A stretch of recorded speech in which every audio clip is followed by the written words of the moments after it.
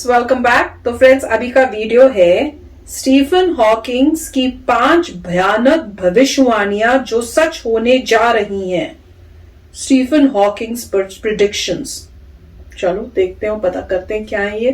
तो friends, video शुरू करते हैं। और वीडियो शुरू करने से पहले अगर आप चैनल पर नए हो और आपने अभी तक सब्सक्राइब नहीं किया है तो जल्दी से पहले सब्सक्राइब के बटन और बेल आइकन को क्लिक कर लो ताकि आपको हमारे सारे न्यू वीडियोस के नोटिफिकेशन मिल जाए जैसे हम अपलोड करें। अगर आपको वीडियो पसंद है प्लीज लाइक एंड शेयर। और हमारा दूसरा चैनल, ट्विटर, इंस्टाग्राम अकाउंट, सबके डिटेल्स डिस्क्रिप्शन बॉक्स में, उनको भी सब्सक्राइब और फॉलो कर लेना। चलिए शुरू करते हैं।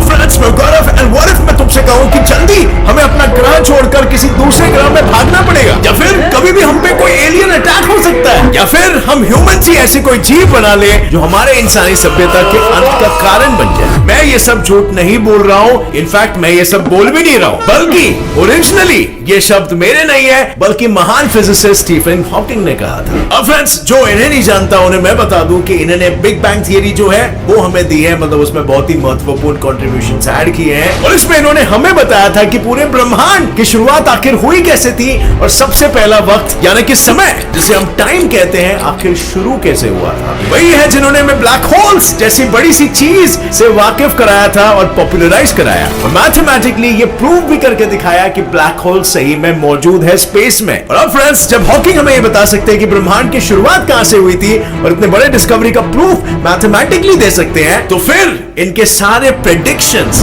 यानी कि भविष्यवाणियां को हम हल्के में कैसे ले सकते हैं। और इन्होंने ये सारे प्रेडिक्शंस यूं ही ऐसे हवा में नहीं किए, बल्कि इनके पास वैलिड रीजंस थे और साइंटिफिक रीजंस हैं जिनकी वजह से ये सारे प्रेडिक्शंस सच भी हो सकते हैं। और आज के इस वीडियो में हमारा भी बिल्कुल यही काम होगा। हम इनके सारे प्रेडिक्शंस और वो प्रेडिक्शंस उन्होंने क्यों किए, उनके पीछे रीजंस और कैलकुलेशंस क्या थे, इस सब के बारे में डिस्कस करने वाले हैं। सो अंत तक बने रहना इस वीडियो के, क्योंकि आप एक जीनियस माइंड के अंदर की सोच, कैलकुलेशंस और प्रेडिक्शंस से वाकिफ होने वाले हो। सो फ्रेंड्स, बिना वक्त जाया नहीं करे, सबसे पहले ये जानते हैं कि इन्होंने ऐसा क्यों कहा कि हम पर एलियंस कभी भी आक्रमण कर सकते हैं। अगर इनके स्टेटमेंट को गौर से देखा जाए तो इससे हमें यह पता चलता है कि हॉकिंग वाकई में एलियंस में मानते थे। उनका मानना यह भी था कि एलियंस इस वक्त भी इस दुनिया में मौजूद है, और इन्हीं जीवों को ढूंढने का काम हमने दे रखा है सेटी यानी कि search for extra terrestrial intelligence को। और सेटी कंटिन्यूअसली स्पेस में सिग्नल्स भेज रहा है कि अगर कोई इंटेलिजेंट लाइफ उस सिग्नल्स को देखे तो उन्हें भी यह पता चलेगा कि पृथ्वी करके कोई ग्रह है जहां पे भी इंटेलिजेंट लाइफ मौजूद है। पर विचित्र बात तो यह है कि हॉकिंग ने सबसे पहले तो सेटी को मना किया था कि भाई तुम स्पेस में कोई भी सिग्नल को मत लो, और स्पेस से अगर कोई अनजान सिग्नल तुम्हें मिले तो सबसे पहले उसे सुनना स्टार्ट करो। पर ऐसे कहने के पीछे उनका रीजन क्या था? वेल फ्रेंड्स, उनके मुताबिक अगर मान लिया जाए कि ब्रह्मांड में 99% ऐसे जीव है जिन्हें शांति से जीना पसंद है, और सिर्फ 1% ही ऐसे जीव है जिन्हें हिंसा यानी कि वायलेंस ज्यादा पसंद है, और अगर गलती से भी वो 1% जीव को हमारे सिग्नल्स मिल दिए तो समझ लो उन्हें तो पृथ्वी को फोड़ने में बहुत मजा आएगा। वो आके हमें सरप्राइज देकर कभी भी हम पर अटैक कर सकते हैं, और हो सकता है वो हमसे भी ज्यादा इंटेलिजेंट हो और हम पर कब्जा भी हासिल कर ले। अब फ्रेंड्स, जस्ट इमेजिन करो एलियंस के स्पेस शटल्स ऊपर स्पेस से हम पर आक्रमण कर रहे हैं नीचे। वो दृश्य कितना डरावना होगा, है ना? हर जगह सिर्फ कहर ही कहर और तबाही तबाही का माहौल होगा, और ये तो फिर देखा जाए तो वही बात हो जाएगी कि हम अपने मौत को खुद ही आमंत्रण दे रहे हैं कि आओ और हमारी जानें ले जाओ। और अगर प्रैक्टिकल लेवल पर यह सोचा भी जाए तो उनकी बात बिल्कुल सही भी है। हम क्यों हमारे मौजूदगी का ढिंडोरा पूरे स्पेस भर में पीट रहे हैं? और हॉकिंग तो यह भी मानते थे कि मान लो अगर हमारे सिग्नल्स उन 99% एलियंस के पास जाए जिन्हें शांति से रहना पसंद है, पर वो शांति से तो जरूर रहना चाहते हैं बट हमसे बुद्धिमान हो, तो फिर समझ लो क्या खतरा हमारे ऊपर मंडराता है। वेल, आई डोंट थिंक तुम में से कोई भी इस सिचुएशन के बारे में गंभीरता से सोच पा रहा है। तो चलो मैं ही समझाता हूं उसके पीछे का साइंस। अब फ्रेंड्स, तुम सब हमें ही देख लो, हम इस पृथ्वी के सबसे बुद्धिमान जीव हैं, मानते हो कि नहीं? और हम भी वही जीव भी हैं जिन्हें शांति से रहना बिल्कुल पसंद है, पर हम कुछ चीजें ऐसी भी करते हैं जो तुम सब मानोगे सही भी है। जैसे फॉर एग्जांपल, हम लेबोरेटरीज में सारे एक्सपेरिमेंट्स चूहों पे करते हैं, या फिर हम तरह तरह के छोटे छोटे एक्सपेरिमेंट्स बैक्टीरियाज में करते हैं, एमीबास में करते हैं, एटसेट्रा एटसेट्रा। अगर गौर से देखा जाए तो बैक्टीरिया, ये चूहे या कोई भी और जानवर, ये हमसे तो ज्यादा बुद्धिमान नहीं है, और इसीलिए ना हम उनका इस्तेमाल एक्सपेरिमेंट्स में करते हैं हमारी लर्निंग बढ़ाने के लिए। और यही सेम कॉन्सेप्ट अब एलियंस पर भी लागू होता है, उन एलियंस पर जो हमसे तो ज्यादा बुद्धिमान है पर उन्हें पीस पसंद है। और भाई ऐसा बिल्कुल हो सकता है कि वो हमें यहाँ से उठा के लेके जाए और अपने ग्रह में तरह तरह के एक्सपेरिमेंट्स हम पर करें, वो आंकड़े तिकड़े विचित्र, जिससे वो फिजिक्स के लॉ समझने की कोशिश कर रहे हैं। क्या पता हम उनकी लेबोरेटरीज में हमेशा के लिए कैद हो जाए या फिर वहीं पर तड़प तड़प के शहीद हो जाए विज्ञान के नाम पे। एंड बिलीव इट और नॉट, ये सब स्टीफन हॉकिंग जी ने सोचा और कैलकुलेट किया कि हम तभी बच सकते हैं अगर वो जीव हमसे कम बुद्धिमान हो तो, वरना बॉस अपनी तो समझ लो लग गए। और इसीलिए हॉकिंग हमें ये वार्निंग भी देके गए कि कभी भी हम पर कोई भी एलियन अटैक हो सकता है, हम उतने भी सेफ नहीं है जितना हम खुद को समझते हैं। अब चलो, ऐसा तो उन्होंने उन जीवों की बात की जो पृथ्वी के बाहर से आ सकते हैं, और ये बिल्कुल हो सकता है कि उन्हें हम तक पहुंचने में एटलीस्ट 100 से 200 साल लगे। पर उन्होंने ये भी कहा कि हमारे इंसानी प्रजाति पर 2 ऐसे खौफनाक खतरे अभी भी मंडरा रहे हैं, जिनकी वजह से हमें अपने खूबसूरत पृथ्वी से दुम दबा के किसी दूसरे ग्रह में भागना पड़ेगा।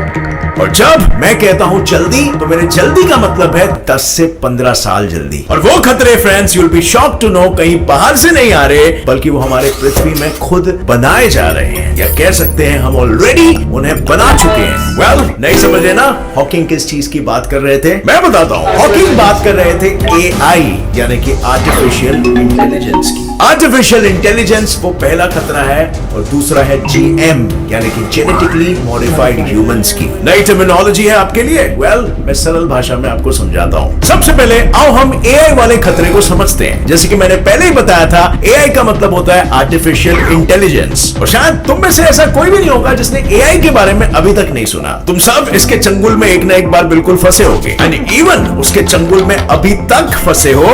और क्या अगर मैं कहूं कि इस चंगुल से बाहर निकलना नामुमकिन है? वेल, नहीं, डराओ मत, डरा नहीं रहा हूं। मैं बात कर रहा हूं मोबाइल फोन्स की, कैमरास की। आजकल के कैमरास में AI प्री इंस्टॉल्ड होते हैं, जैसे कि फॉर एग्जांपल पोर्ट्रेट मोड, जो एक ह्यूमन को अच्छे से डिटेक्ट कर पा रहा है और तुम्ही पर सारा का सारा फोकस लेके आ पा रहा है। इतना हाईटेक है कि इवन बैकग्राउंड को ब्लर कर देता है फोकस, ताकि तुम पर जा रहा है। तो तुमने ऐसे एप्स भी देखे रहेंगे जिसमें फिल्टर्स तुम्हें या तो कुत्ता बना देते हैं, या बिल्ली बना देते हैं, या कोई भी और जानवर। और समझ गए मैं किस ऐप की बात कर रहा हूं? अगर समझ गए तो नीचे कमेंट में ठोकना स्टार्ट कर देना। पर ये सारे एप्स ने जो टेक्नोलॉजी बनाई है उसे AI टेक्नोलॉजी कहते हैं, जिसमें कंप्यूटर ह्यूमन फेसेस के साथ साथ उनके आईज, नोज, लिप्स और दूसरे फीचर्स को इजीली डिटेक्ट कर सकता है। बट ये तो बिल्कुल चिलपिल है, इसमें क्या खतरा है? आईज, फेस या हमें भी डिटेक्ट कर लेता है, तो इसमें कौन सी बड़ी बात है? क्या खतरा है? Well friends, you are kind of right. But क्या तुम्हें पता है कि जो AI है और जो रोबोट्स अभी बनाए जा रहे हैं, ये तो एकदम बिगिनर लेवल पर है। कह सकते हो अभी ये टेक्नोलॉजी एकदम शुरुआती स्टेज पर है। पर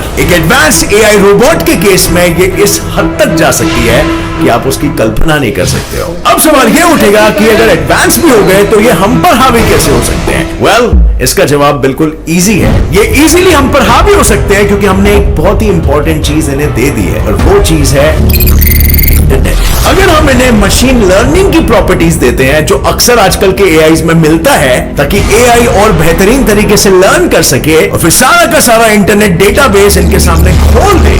जस्ट इमेजिन करो, आप गूगल से क्या क्या सीखते हो वो सब इनके लिए भी एक्सेसिबल हो जाएगा। हमें तो कोई भी चीज याद करने में बहुत समय लगता है, बट ये robots with super fast processor and super fast memory वो फटाफट सर्च करेंगे and within milliseconds उन्हें वो सारा का सारा डेटा मिल जाएगा और वो कुछ भी याद कर पा लेंगे। वो हमसे काफी ज्यादा 100 to 1000 टाइम्स ज्यादा फास्ट लर्न कर पाएंगे। और मान लो अगर गलती से भी उन्हें ये समझ आ जाता है कि हम इंसानों को उनकी जरूरत है और उन्हें हमारी नहीं, तो फिर एक नई किस्म की प्रजाति उमड़ आने लगेगी। रिपेल काइंड ऑफ प्रजाति जिसका मकसद सिर्फ और सिर्फ एक ही होगा। किसी भी प्रजाति को पसंद नहीं है कि कोई उन पर राज करे, और हम इंसान टेक्निकली देखा जाए तो यही कर रहे हैं। मशीन्स बनाकर उनका फायदा उठाकर उन्हें यूज कर रहे हैं, और एक दिन वो अगर इंसानों के खिलाफ खड़े हो गए तो उनकी भी एक कम्युनिटी बनेगी। हो सकता है वो कम्युनिटी के सोफिस्टिकेटेड बीइंग्स सबसे पहले हमारे सामने आके ऐसे कहे कि अब से तुम नहीं बल्कि हम तुम पर राज करेंगे, हमारे गुलाम बन जाओ वरना हम तुम पर आक्रमण कर देंगे।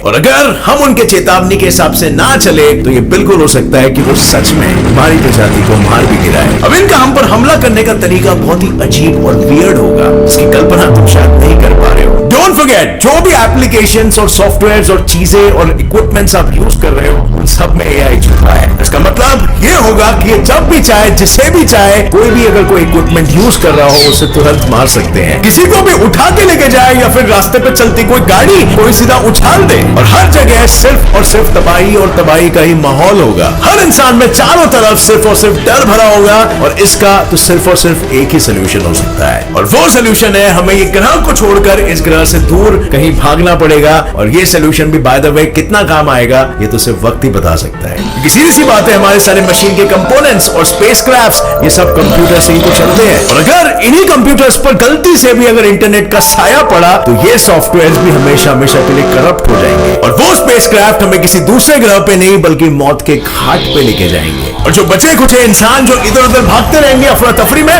उन्हें तो ये रोबोट्स एकदम फट से मार के उड़ाएंगे। अब ये सुपर इंटेलिजेंट रोबोट्स है, क्या पता इनके कौन से बॉडी पार्ट से कब गन बाहर निकल जाए। अगर तुम्हें विश्वास नहीं हो रहा, तो ये सेम चीज हॉलीवुड की मूवीज में भी बताई गई है। तुमने हॉलीवुड की एवेंजर्स एज ऑफ अल्ट्रॉन्स की मूवी तो देखी होगी, या फिर तुम्हें बॉलीवुड देखने का शौक है, तुमने रोबोट 2.0 भी देखा होगा। उसमें किस तरह रोबोट्स हम इंसानों पर हावी हो जाते हैं, और इसीलिए स्टीफन हॉकिंग ने भी ये कहा था, हमसे बेहतर इंटेलिजेंस बनाना यानी एक तरीके से अपने ही मौत को दावत देना। सो फ्रेंड्स, मैंने बताया था ना स्किल क्लैश के बारे में। अभी जस्ट मैंने अपने फ्रेंड के साथ गेम खेला और उसे बुरी तरह से हरा दिया। ये देखो, उसके पैसे भी आ गए फटाफट यूपीआई से। चलो, ये तो फिर भी रोबोट्स है, और इन्हें बनते बनते, उतना एडवांस बनते बनते एटलीस्ट 10 से 15 साल लग जाएंगे। पर वो जो जीएम ह्यूमंस वाला खतरा है, हो सकता है उसकी वजह से हमें सिर्फ 6 से 8 सालों में पृथ्वी छोड़कर भागना पड़ जाए। जेनेटिकली मॉडिफाइड ह्यूमंस, यानी कि हम ह्यूमंस के जीन्स के साथ खिलवाड़ कर रहे हैं। मतलब हम इंसानों को वैसा बना रहे हैं जैसा हमें चाहिए, और ना कि जैसे प्रकृति ने उन्हें बनाया है। अगर किसी को अच्छी हाइट वाला, well built, with great intelligence and dark blue eyes वाला बच्चा चाहिए, तो उन्हें वो मिल सकता है, और वो भी सिर्फ कुछ ही जीन्स को इधर उधर मॉडिफाई करके। पर फ्रेंड्स, सबसे बड़ा खतरा ही जीन्स को मॉडिफाई करना है। जैसे कि हमने हमारी हिस्ट्री देखी है, लगातार हमारे जीन्स सिचुएशन के हिसाब से उनमें कुछ ना कुछ चेंजेस आते रहे हैं। हमारे जीन्स का रिकॉम्बिनेशन होता है, या फिर उनमें कोई म्यूटेशन आता है, जिसके वजह से हम आज ऐसे एक परफेक्ट इंटेलिजेंट ह्यूमन बीइंग बन पाए हैं। पर अगर हम में से किसी के पास भी कोई एक अतरंगी सा म्यूटेशन हो जाता है, जैसे फॉर एग्जांपल बर्ड्स का हुआ जब उनको विंग्स आए, या फिर जैसे फिशेस का हुआ और उन्हें लंग्स की जगह पे गिल्स आए, जिसकी मदद से वो पानी में भी सांस ले पा रहे हैं, तो हम एक सुपर ह्यूमन बन सकते हैं। लेकिन ऐसा हमारे साथ हुआ नहीं, क्योंकि आज जो हम हैं और हमें बनने के पीछे जितने भी जेनेटिक म्यूटेशंस हुए, वो नेचर ने हमें खुद रैंडमली दिए। और क्योंकि हमारा ये डिजाइन हमारे एनवायरनमेंट में परफेक्टली फिट हो पाया, इसी वजह से आज हम जिंदा हैं, हम सरवाइव कर रहे हैं। बट आज के वक्त में अगर हम ऐसा कुछ खुद अपने आप अपने हाथों से करने की ठाने, और अगर हम कोई गलती कर बैठे, तो उसका परिणाम कैसा होगा? हम अगर एक्सपेरिमेंट के दौरान कोई भलता सही जीव बना बैठे, तो कैसा होगा? जैसे फॉर एग्जांपल हम कोई एक ऐसा इंसान बना दे जो बिल्कुल देखने में हमारे जैसा ही होगा, मगर जैसे कुत्ते with in 4 to 6 year fully mature और डेवलप हो जाते हैं, वैसी ही ग्रोथ की स्पीड उस मॉडिफाइड इंसान में भी हो, तो कैसा होगा? मतलब उसका ब्रेन भी बहुत ही जल्दी डेवलप होगा, और अगर उसमें जेनेटिकली मॉडिफाई करके उसका इंटेलिजेंस बढ़ा दिया जाए, तो वो हमसे कई गुना ज्यादा इंटेलिजेंट और फास्ट ग्रोइंग होगा। या फिर कोई ऐसा म्यूटेशन हो कि उसके बॉडी का अगर एक पार्ट काट दिया जाए, तो वो पार्ट फिर से ग्रो हो जाए। या फिर उससे भी एक कदम आगे, जो पार्ट हमने काट के फेंका है, क्या अगर उसी पार्ट से पूरा का पूरा ह्यूमन ग्रो हो जाए, मतलब उसे यौन करने की भी कोई जरूरत नहीं होगी, और वो एक फुल्ली मैच्योर ऑर्गेनिज्म के रूप में ग्रो हो जाएगा। अब म्यूटेशंस में अनलिमिटेड पॉसिबिलिटीज है, लेकिन मैं ज्यादा कुछ में नहीं जाना चाहूंगा। मैं सिर्फ यही 2 म्यूटेशन की बात कर रहा हूं, इंटेलिजेंस वाला और सेल्फ रीजनरेशन वाला म्यूटेशन। अगर इन 2 म्यूटेशन में से कोई भी एक म्यूटेशन हमारे पास आ गया, तो समझ लो इंसानी प्रजाति खत्म हो जाएगी।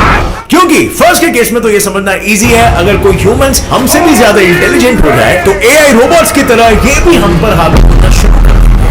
अगर कोई युद्ध होता भी है इनके और हमारे बीच में, तो इनको हराना समझ लो हमारे लिए नामुमकिन है। क्योंकि मान लो फॉर एग्जांपल अगर कोई इंसान जिसमें सेल्फ रीजनरेशन और इंटेलिजेंस वाला कोई जीन है, तो जैसे कि हमने पहले वाले केस में जाना था, उसकी भी यही टेंडेंसी होगी हम इंसानों पर राज करने की, और वो हम पर हावी होना शुरू हो जाएंगे। और हमारा उन्हें हराना नामुमकिन सा होगा। मान लो अगर हमने युद्ध के दौरान इन्हें काट दिया तो इनकी तादाद तो और बढ़ती जाएगी, ये मल्टीप्लाई करते जाएंगे और इन्हें गोली मार के खत्म करना भी व्यर्थ होगा, क्योंकि उन पार्टिकल्स जो उनके शरीर से निकलेंगे से वापस और बॉडी रीजनरेट होगी और फाइनली ये इम्पॉसिबल हो जाएगा कि हम इन्हें किसी भी तरीके से खत्म कर सके। और स्टीफन हॉकिंग की ये भविष्यवाणी भी कहीं ना कहीं सही निकली।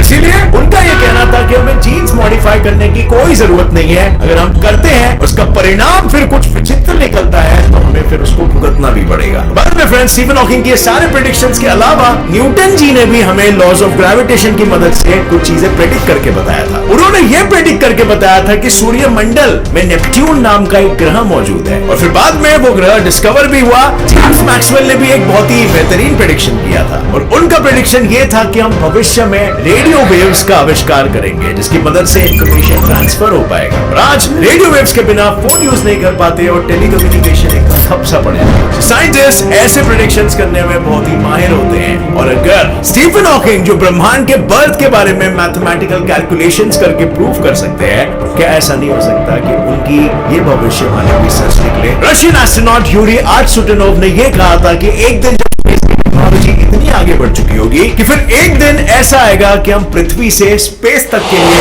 एक लिफ्ट बना लेंगे। और फिर कई सारे साइंटिस्ट ऐसे भी हैं जो ये कहते हैं कि 2045 तक कंप्यूटर्स हमसे भी ज्यादा स्मार्ट हो चुके होंगे। और तुम्हें क्या लगता है, इन प्रेडिक्शंस में वाकई में कोई सच्चाई है या फिर ये एक साइंस फिक्शन का अलग ही लेवल है? हमारा फ्यूचर आखिर कैसे होगा? जैसा भी होगा काफी रंगीन सा होगा, ये मेरा पर्सनल ओपिनियन है। और तुम्हें क्या लगता है? क्या तुम्हें लगता है स्टीफन हॉकिंग की कोई भी बात सच साबित हो सकती है? और उसके चांसेस क्या है?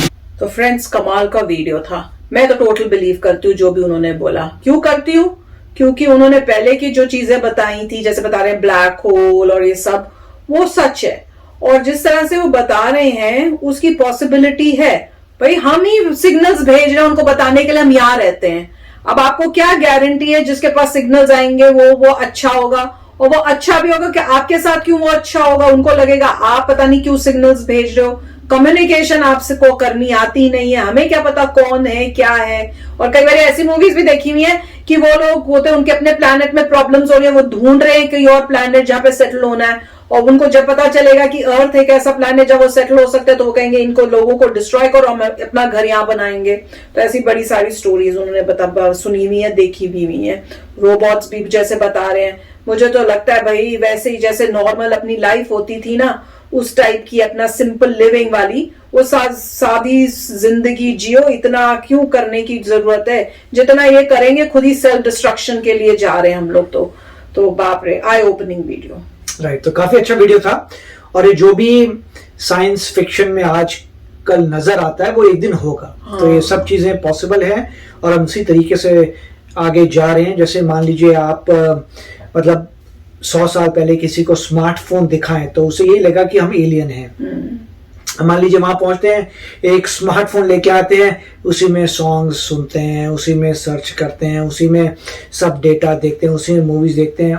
और अगर आप 100, 150, 200 साल पहले अगर मान लीजिए आप उनके सामने वैसे जाते हैं, उनको लगता है ये बाहर से बंदा आया है, इसके पास एक ऐसा डिवाइस है जो पता नहीं कैसे चलता है, क्या क्या करता है। राइट, तो वही है।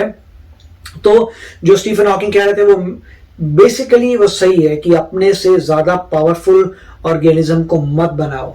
अपने से ज्यादा पावरफुल एक एंटिटी, आर्टिफिशियल इंटेलिजेंस, कोई भी एंटिटी हो मत बनाओ। अपने आप को जेनेटिकली मॉडिफाई मत करो, क्योंकि अगर तुम किसी को अपने से सुपीरियर करते हो तो वो सुपीरियर बंदा तुम्हारे को रूल करेगा। अगर एआई तुमसे स्ट्रांग हो गया तुम्हें रूल करेगा।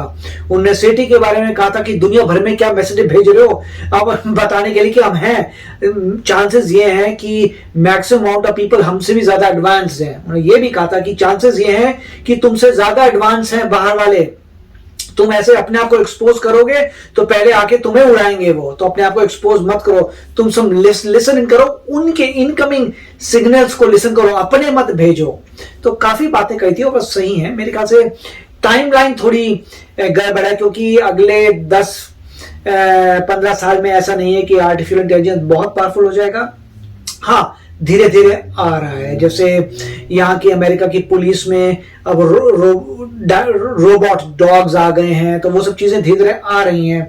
मगर मैं कहूंगा कि इसमें थोड़ा समय लगेगा और ये ट्रू है कि अगर आप सिंपल गूगल सर्च ही देखती हैं, आप गूगल सर्च में जैसे 2-4 चीजें सर्च कर होते हैं तो गूगल को पता लग जाता है आपका कंटेक्स्ट क्या है, उसके बाद आप जो सर्च करते हैं वो इमीडिएटली आपको बता देता है जो आप सोच रहे हैं। वो अमेजिंग है।